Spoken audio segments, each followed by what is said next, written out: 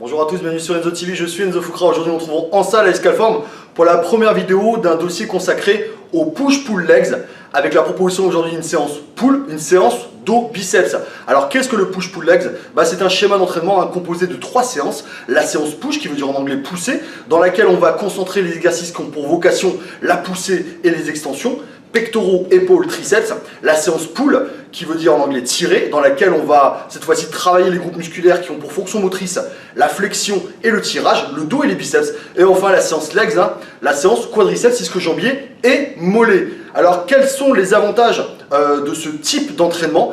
Premier avantage, le fait de regrouper ces muscles un petit peu qui travaillent en synergie, qui travaillent de concert. Comprenez par là que lorsque vous allez faire votre développé couché, vos pectoraux bien sûr être sollicités, mais également vos épaules et vos triceps. Lorsque vous allez faire vos épaules, vos triceps seront également sollicités. Le fait de les concentrer en une seule séance va nous assurer qu'à la fin de cette dernière, ils vont bénéficier d'un temps de repos équivalent, sans sollicitation entre ces deux séances. Chose qui est difficilement faisable avec un split classique. Vous allez faire pectoraux biceps, le lendemain vous allez faire, on va dire, dos triceps. Vos triceps, la récupération de vos triceps va être entachée, la récupération de vos biceps va également être réduite. Donc là on est certain que ils vont pouvoir récupérer et être ressollicités pleine bourre lors de la prochaine séance. Deuxième avantage, et certainement le plus important, c'est un schéma d'entraînement qui est très flexible, qui est très modulable en fonction du nombre de fois où vous voulez vous entraîner. Vous pouvez faire du push-pull legs sur 3 séances, 4 séances, 5 séances, ou pour les plus hardcore, 6 séances par semaine. Le tout étant de raisonner en termes de cycle de travail. Vous pouvez faire par exemple 3 séances de suite, un jour de repos, réamorcer ce cycle, ou alors faire push, pull, prendre un jour de repos, la séance legs, un jour de repos, ce qui constituera un cycle que vous reproduirez au fur et à mesure, bis repetita. Enfin bref, il ne faudra pas raisonner en termes de semaines, mais plutôt en termes de cycle de travail.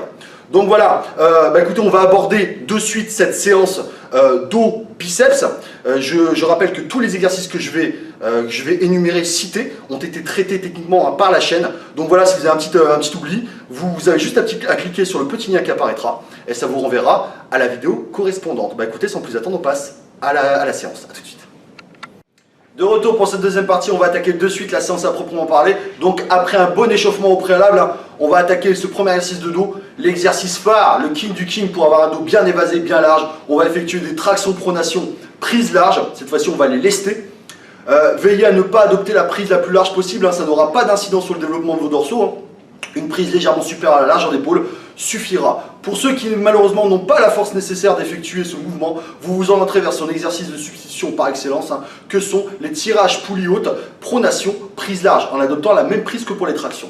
La largeur du dos a été travaillée, on va ensuite travailler l'épaisseur du dos avec un grand classique, le tirage poulie basse, prise serrée. Pour cet exercice, vous verrez véritablement à ce que ce soit le mouvement de l'épaule d'avant en arrière, ainsi que le tirage du coude qui initie le mouvement. Et faites-moi une belle adduction pour vraiment garantir un bon travail musculaire. On a travaillé l'épaisseur du dos, maintenant on va rebasculer sur un exercice de poulie haute, mais cette fois-ci en prise neutre, pour focaliser sur le travail des fibres inférieures de vos dorsaux. Pour cet exercice, un buste penché à 30 degrés, on maintient la position, les bras sont le long du corps, on va tâcher de tirer les coudes un maximum vers le bas et vers l'arrière. Et enfin, dernier exercice de dorsaux, on va retravailler l'épaisseur du dos avec un superbe exercice, le rowing, un bras halter, superbe exercice qui offre une grande capacité de contraction, tout comme le tirage poulie basse prise serrée. Vous verrez véritablement à effectuer ce tirage de l'épaule, ce mouvement de l'épaule d'avant en arrière, ainsi qu'un tirage du coude au-delà du plan dorsal. Voilà pour le travail du dos. On va maintenant travailler les trapèzes supérieurs avec du haussement d'épaule aux haltères, des shrugs. Pour cet exercice, s'il vous plaît, veillez véritablement à ce que ce soit uniquement vos épaules qui effectuent le mouvement. Ne me tirez pas cette charge avec vos bras. Voilà, le travail du dos et des trapèzes est terminé. Maintenant, on va travailler les biceps. Le volume des biceps, vous allez voir, n'est pas très grand puisque vous l'aurez compris, durant votre séance dos, ils auront sérieusement morflé. Et en plus, vous risquez de les faire 2 fois dans la semaine avec votre schéma d'entraînement. Premier exercice de biceps, du curl sur banc incliné. Super exercice qui va nous assurer d'isoler le travail du biceps brachial, sortant de l'équation le brachial antérieur, encore une fois, de par le maintien du coude en arrière du plan dorsal. D'ailleurs, vous verrez à bien me fixer ce coude à l'aplomb de votre épaule. Deuxième exercice, du curl spider. Cette fois-ci, on inverse la tendance. Le coude n'est plus en arrière du corps, mais en avant du corps, pour accentuer le travail du brachial antérieure. Et encore une fois, vous veillerez à bien fixer le coude à l'aplomb de l'épaule, à effectuer plutôt avec une barre Z. Donc voilà cette séance dos, trapèze, biceps. Voilà qui conclut cette séance pull, cette séance dos, trapèze, biceps. Elle sera détaillée en description de la vidéo. Je vous donnerai également dans cette dite description des exemples d'organisation de séances push-pull legs, que vous vouliez vous entraîner 4, 5 ou 6 fois. Il y aura quelques exemples. Je tiens quand même à vous signaler que ce template, ce schéma d'entraînement qu'est le push-pull legs est plutôt réservé aux intermédiaires et également aux avancés. Amis débutants, c'est-à-dire moins d'un an d'entraînement, restent quand même sur des schémas soit plus basiques mais qui ont fait leurs preuves. Encore une fois, le tout étant de progresser, reste plutôt sur du full body et du half body, mais rien ne t'empêche de tester cette séance. Donc voilà, cette vidéo est terminée, j'espère qu'elle vous a plu. Si c'est le cas, n'hésitez pas, abonnez-vous à la chaîne et mettez un petit pouce bleu, ça fait toujours plaisir. Je vous invite à aller sur mon site internet enzocoach.fr si vous voulez bénéficier de coaching distance, que ce soit en termes de plan alimentaire ou de plan d'entraînement personnalisé. Le lien du site sera en description.